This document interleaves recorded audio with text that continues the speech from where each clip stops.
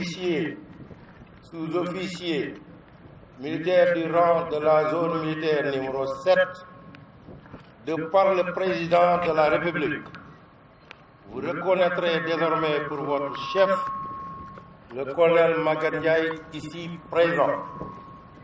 Et vous lui obéirez en tout ce qu'il vous commandera pour le bien du service, l'observation des lois, l'exécution des règlements militaires et le succès des armées du Sénégal.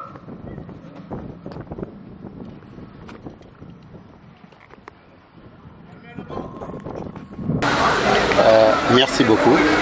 Pour commencer, permettez-moi de rendre grâce à Dieu, de rendre également un hommage vibrant à mes parents qui m'ont permis d'en arriver là, et de remercier le commandement pour la confiance placée en moi, donc pour me confier cette zone militaire numéro 7 qui est particulièrement sensible et importante pour la stabilité et le développement économique du Sénégal. J'en viens au défi. Comme vous savez, les régions de Thiès et de Diourbel abritent beaucoup de sites religieux. Pour en citer quelques-uns, Touba, Tivaouane, Ndiassane, Popenguine, Thiénaba, Pire, et entre autres. La liste est longue.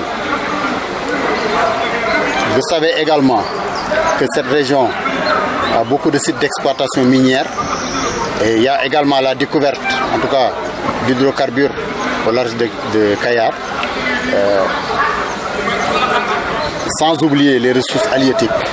Donc vous savez que sur le plan économique également, cette région est d'une importance capitale pour le Sénégal. Enfin, je voudrais dire que l'essentiel, en tout cas de nos forces de défense et de sécurité, en tout cas pour ce qui est des unités de réserve générale, sont positionnées à Thiès, ce qui en fait une réserve stratégique pour le commandement et également tout ce que je viens de citer, des sites potentiels pour des gens qui aimeraient bien faire du mal au Sénégal. Je veux bien citer le terrorisme. Vous savez que le terrorisme attaque souvent des cibles qui sont très sensibles et qui sont d'une importance capitale pour les intérêts du pays, mais également pour des intérêts étrangers. Et comme vous le savez, la Petite Côte a des sites touristiques qui sont fréquentés par de nombreux expatriés. Et ces expatriés pourraient également faire l'objet d'attaques de la part de terroristes. Quelle sera la touche particulière du colonel Ndiaye? La touche particulière, c'est surtout de consolider en tout cas les acquis et de les renforcer au besoin. Comme vous savez, mes prédécesseurs ont travaillé et le récent commandant de zone, en tout cas celui qui vient de sortir, le général Antegué, a été récompensé à juste titre parce qu'il a fait du beau travail ici. D'autres qui l'ont précédé ont également, en tout cas, mis tout en œuvre pour réussir la mission qui leur a été confiée. Donc mon effort sera en tout cas assurer la sécurité des populations et de leurs biens, contribuer à la stabilité du pays en liaison avec les autres forces de défense et de sécurité. C'est une mission que je n'exécuterai pas seul, mais que j'exécuterai en liaison avec d'autres partenaires, les autres forces de défense et de sécurité. Comme vous savez, nous sommes une force de 3e catégorie et il y a d'autres forces qui interviennent en premier lieu et quand ces forces sont débordées, maintenant viennent les armées. Je serai à l'écoute, je travaillerai en étroite collaboration avec eux et avec le soutien des populations, le soutien des autorités politiques, administratives, coutumières, la presse, qui joue un rôle déterminant en tout cas dans la sensibilisation mais également la stabilisation. Je travaillerai en tout cas avec tous ces partenaires pour faire régner la paix dans ces deux régions. Sant Yàlla, sant samay waajur nga xam ni ñoo ma yar jàppale ma ba ma toll fi ma toll tey waaye itam di sargal samay kilifa président de la République, chef d'état-major général des armées ci kóolute gi ñu ma wóolu ba dénk ma zone militaire numéro 7 bi nga xam ni ci zone militaire yi gën a am importance ci Sénégal la bokk. Li tax may wax lii nag mooy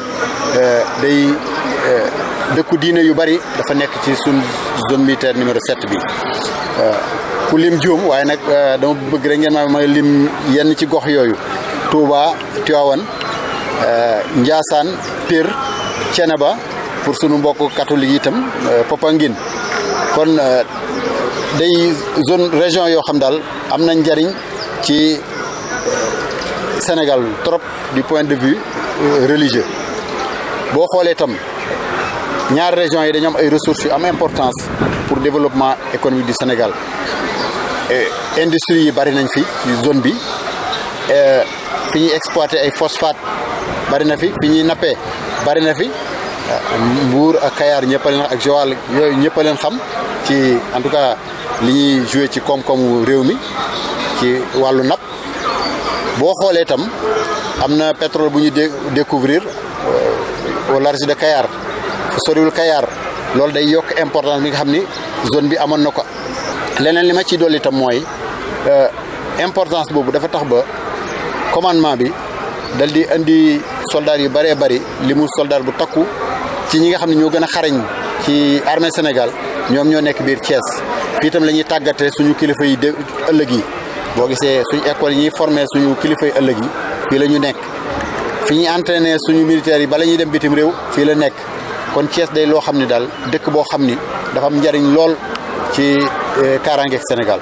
mission bi ngeen di liggéey bi doo ko def yow kese donte si kilifa yi biñ la fi dénk lii am na wóolu nañ la misaal bi Gambie nga bàyyeekoo. waaw Gambie laa bàyyeekoo Gambie dañoo amoon problème ban dem di leen wàllu comme ñun ñoo bokk ndey ñoo dëkk lu laal Gambie lu xuree Gambie Sénégal yëg ko loolu moo taxoon ñu dem fa te li fa xewoon ba ñu fa yóbbu loolu bëgg nu mu xew Sénégal kon kaaraange dafa am njariñ ci réew. ñun dem nañ ci théâtre yu bëree bëri xam nañu ñàkk kaaraange li muy indi cim réew moo tax dañu def suñ kéemtalaayul kattan pour indi kaaraange ci réew mi comme ni ma la ko waxee nag am na ci foo xam bu fa tolloo armée la waaye avant muy toll foofu dafa am ñeneen ñoo xam ne ñoo war a ñëw